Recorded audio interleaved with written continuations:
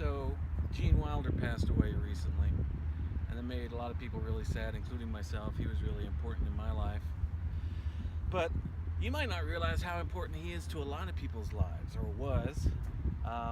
In fact, if you're really interested in music or the rap world, you might be interested to know that if it wasn't for Gene Wilder and Mel Brooks, we might not have the rap world that we have today. We might not have all the R&B and Beyonce and Jay-Z and all that different type of stuff. Let me explain how. Back in the day, Mel Brooks was making Blazing Saddles, and he had this actor named Gig Young. He gave the gig to an old guy named Gig Young, who was an alcoholic because he was playing an alcoholic. He was playing an old cowboy, and that's what Gig used to do when he was young. That was his gig, was playing a young cowboy, but he became an alcoholic, and now he was an old alcoholic, and they had him playing an old alcoholic. That was the gig for Gig Young. But Gig got a little too drunk that day and couldn't perform, so Mel Brooks had to fire him. He makes the most inspired casting choice in Hollywood history and hires a young Jewish actor from New York to play an old alcoholic gunslinger in the Old West.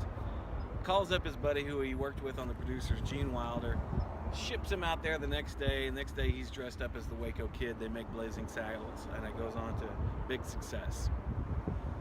So the studio, they're like, hey man, we'd love to have you guys work together again. So Gene Wilder says, well, you know, I have this idea for a script about young Frankenstein. So they get Mel Brooks involved, they make the movie. They're making the movie, and then in this one scene, Gene Wilder doesn't want to do one of the jokes because he doesn't like it or he thinks it's old or something like that.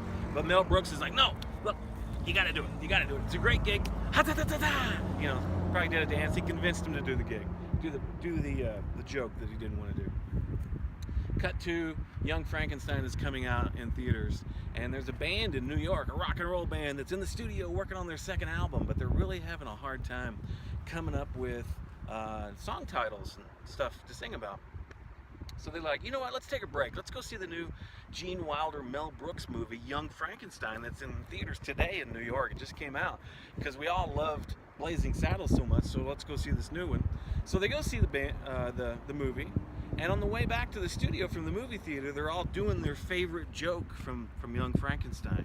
And that joke happens to be the exact same joke that Gene Wilder didn't want to do when they were making the movie, and Mel talked him into it. And that joke was this one. He's like, walk this way, master. No, walk this way. So the band was all going, hey, walk this way, walk this way. And their producer goes, hey, you know what? That would be a good song title. We should record a song called Walk This Way.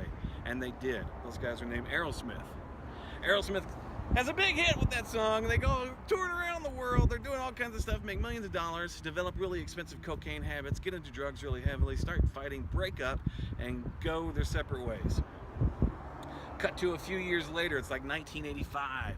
Rick Rubin, another guy in New York, a music producer, is talking to three young black guys who are rappers, which is a new thing. And he starts telling them about this old group named S.R.Spenneberg, who they'd never heard of. So he plays one of their songs. He plays Walk This Way. And those guys in the rap group, they like that. They start rapping that song. They're like, hey, we should record this. Rick Rubin goes, you know what? I bet the guys in S.R.Spenneberg aren't doing anything. Let me give them a call. He calls them. And Joe Perry and Steven Tyler are like, yeah. So they come out and they play and sing on the record. Record comes out, and because it has these rock icons on it, it gets played on rock and roll radio stations all across the country. MTV's playing the crap out of it. It really exposes rap to white audiences and mainstream culture in America really hugely for the first time. And because it was such a huge smash hit, Run DMC goes on to have a string of hit songs. The Beastie Boys, who also work with Rick Rubin, get a recording contract. That makes it even bigger. Leads to rock rap, which leads to, on the worst side, Fred Durst and Limp Bizkit. On the best side, Rage Against the Machine. But then it also brought S.R.Spenneberg's career back. S.R.Spenneberg comes back. They start putting out videos. In those videos, they have Liv Tyler and Alicia Silverstone. Alicia Silverstone goes on to start making movies because she's so popular from being in these S.R.Spenneberg videos. And people like Paul Rudd got a movie career started because Alicia Silverstone had a movie project made for her. called Clueless, I think it was. So if you were clueless about all this, now you know that all these people out there, Kanye West, Jay-Z, Beyonce, everybody that you can think of in the rap and R&B world now kind of owes a lot of what they have, can be traced all the way back to Gene Wilder and Mel Brooks and an old drunk who was too drunk to play a drunk. Thanks, guys. We love you, Gene.